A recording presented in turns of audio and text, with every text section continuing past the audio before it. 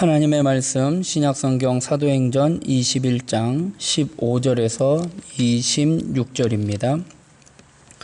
신약성경 224면 전후에 있는 사도행전 21장 15절에서 26절 봉독하겠습니다.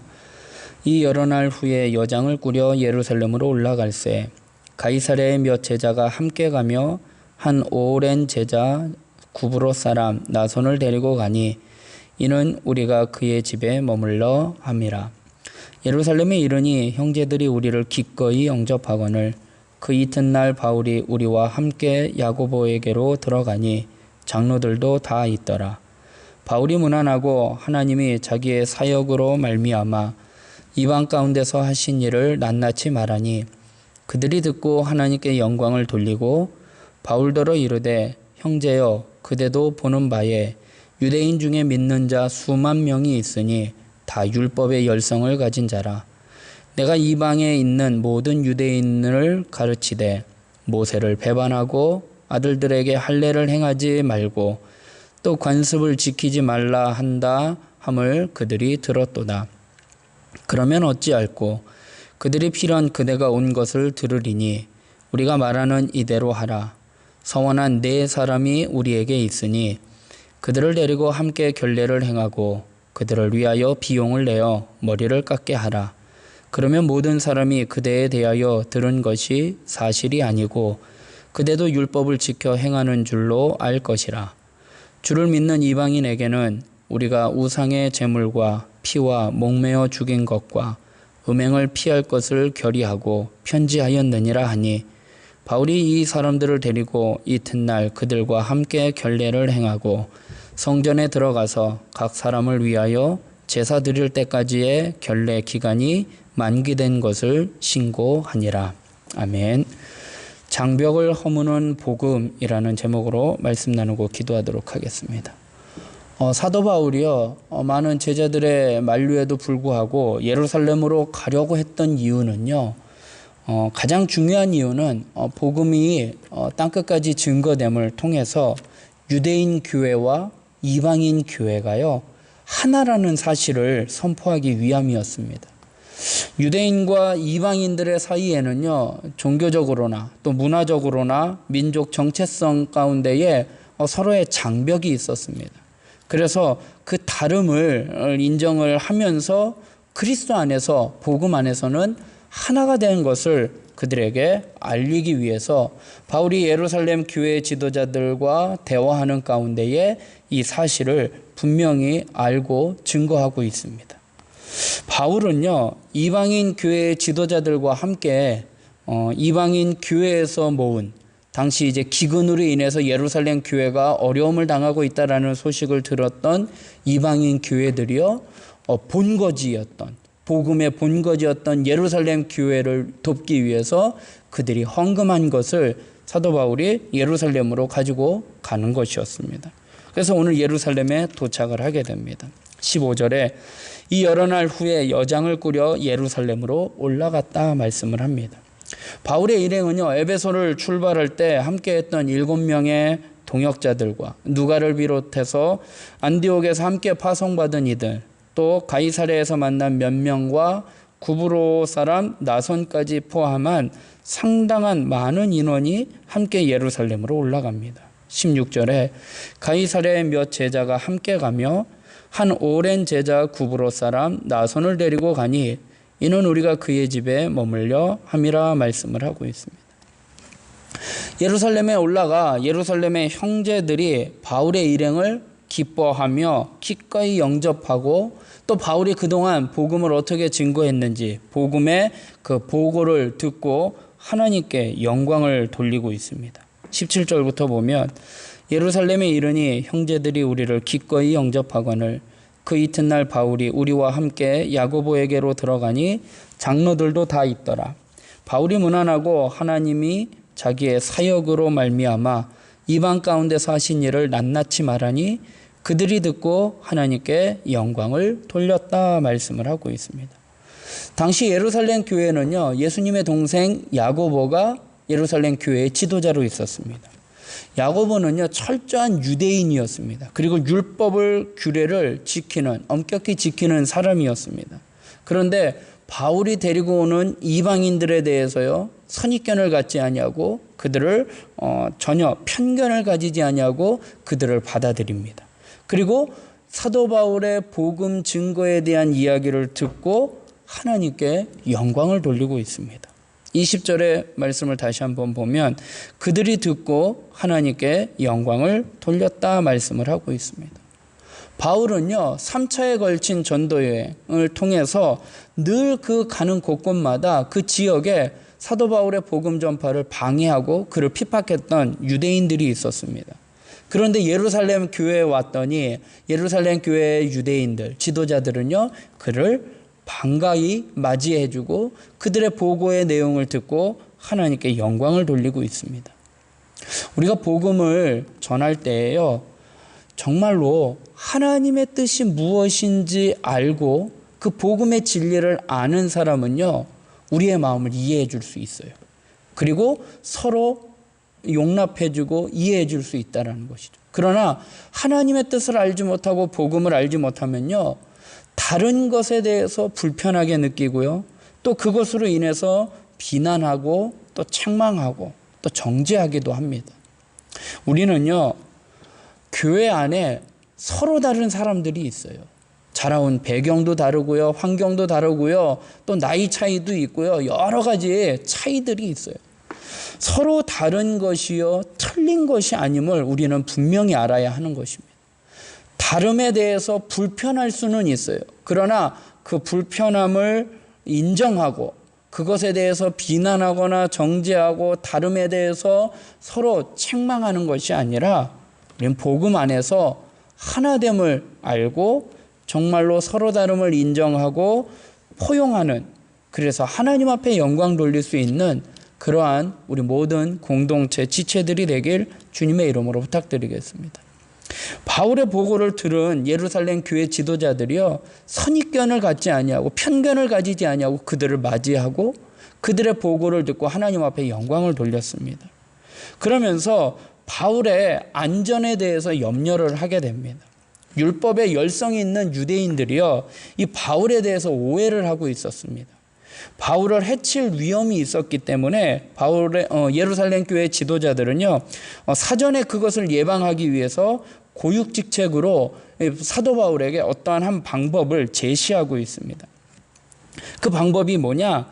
지금 유대인들이 사도 바울을 죽이려고 혈안이 되어 있는 까닭은요 바울이 이 모세를 배반하고 남자아이들에게 할례를 행하지 아니하고 그것을 가르친다라고 그들은 오해하고 있었기 때문이었습니다. 21절에 내가 이방에 있는 모든 유대인들을 가르치되 모세를 배반하고 아들들에게 할례를 행하지 말고 또 관습을 지키지 말라 한다 함을 그들이 들었도다 말씀을 하고 있습니다. 그래서 예루살렘 교회 지도자들은요 이 오해를 불식시키려면은요 유대인들의 적대감이 사라지면 될 것이다라고 생각을 하고 있었습니다. 그래서 바울에게 오히려 모세의 율법을 잘 지키는 사람이라는 것을 보여주면 그들이 오해하는 것이 풀리게 되고 그들의 노기가 누그러질 것이라고 생각을 하게 됩니다.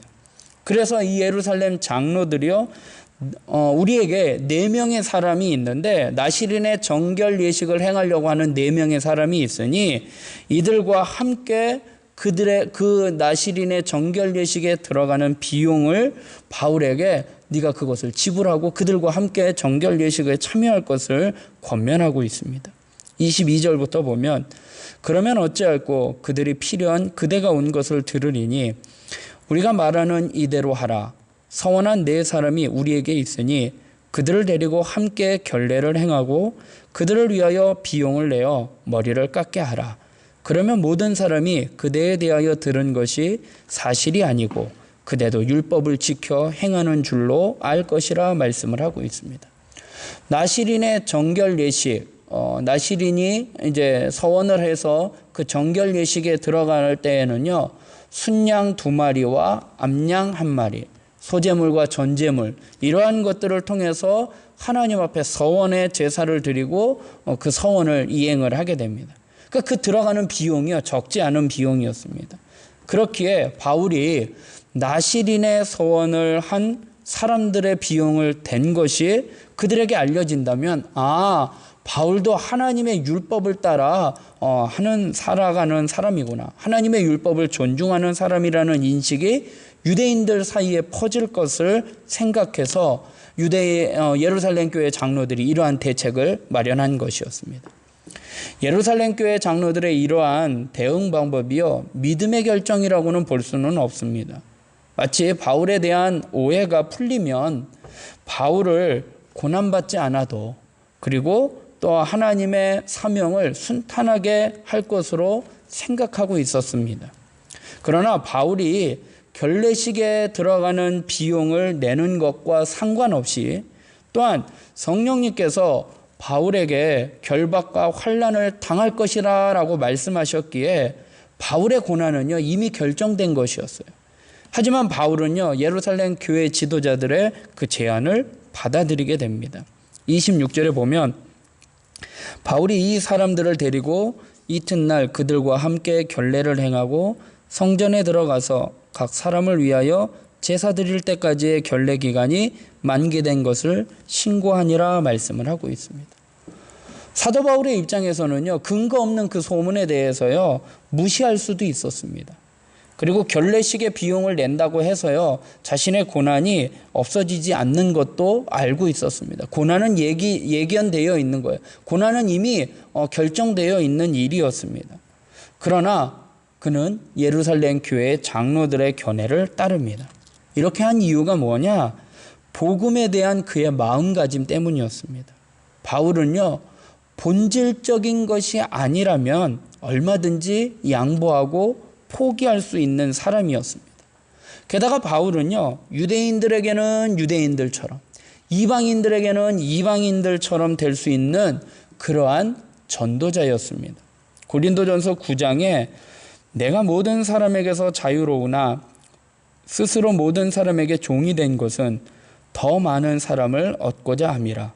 유대인들에게 내가 유대인과 같이 된 것은 유대인들을 얻고자 함이요. 율법 아래에 있는 자들에게는 내가 율법 아래에 있지 아니하나 율법 아래에 있는 자 같이 된 것은 율법 아래에 있는 자들을 얻고자 함이요라고 말씀을 하고 있습니다.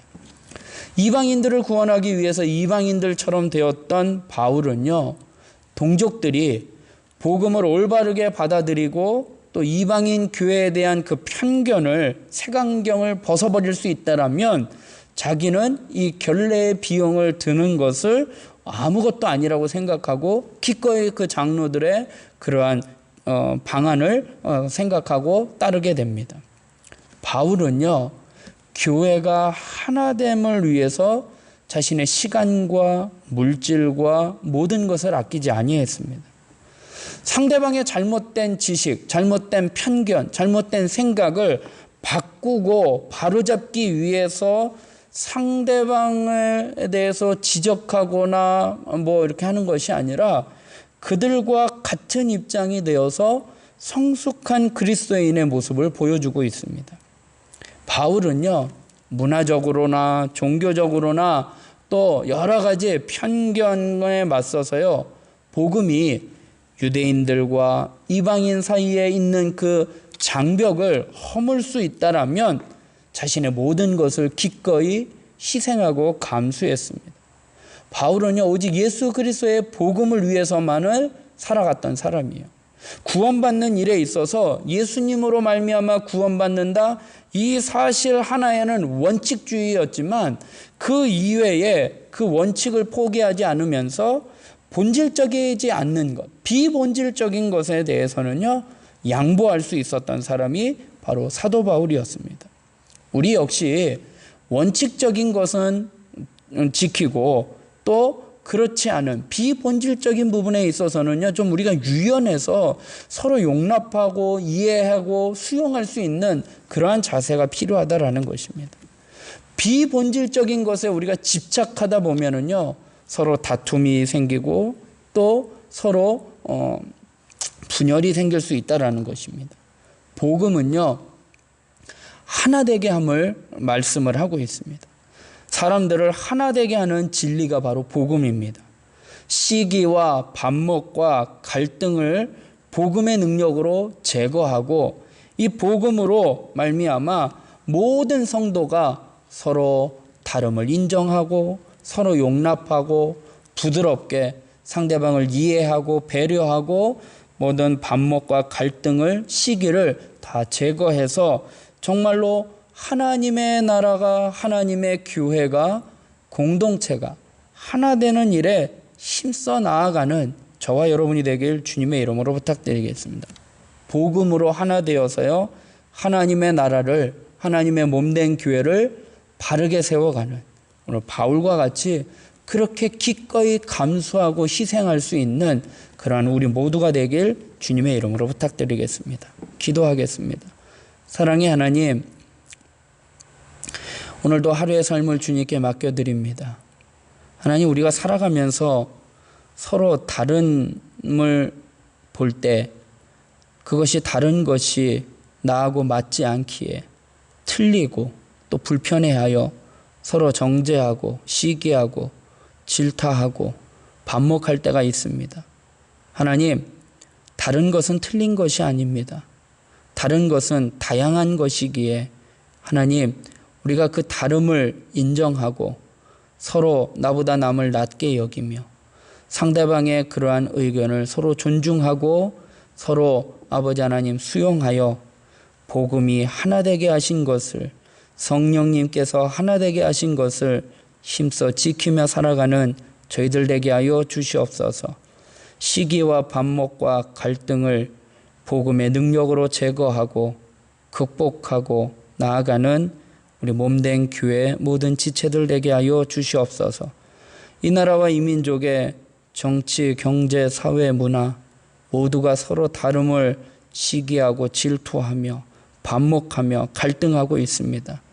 하나 되게 하여 주시옵시고 이 어려운 난관 가운데 아버지 하나님 서로가 하나 되어 이 어려운 문제를 잘 해결해 나아갈 수 있도록 인도하여 주시옵소서. 몸된 교회에도 하나님 담임 목사님 청빙과 몸된 교회가 든든히 세워가져 가는 일에 아버지 하나님 온 성도가 마음을 같이하고 뜻을 같이하고 힘을 같이하여 하나 되게 하여 주시옵소서. 성령의 하나 되게 하신 것을 힘써 지키라고 말씀하셨사오니 하나님 서로 다름을 인정하고 하나 되어 하나님의 나라를 든든히 세워가는 우리 창동 성결교회 모든 지체들 되게 하여 주시옵소서. 우리 지체들 가운데 육체적으로 영적으로 어려운 가운데 힘들어하는 지체들이 있습니다.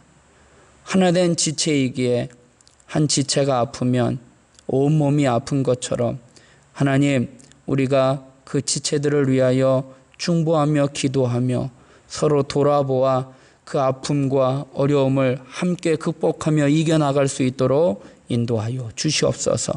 모든 것 주님께 맡깁니다. 함께하여 주시고 인도하여 주시옵소서. 감사하며 예수님의 이름으로 기도드리옵나이다. 아멘.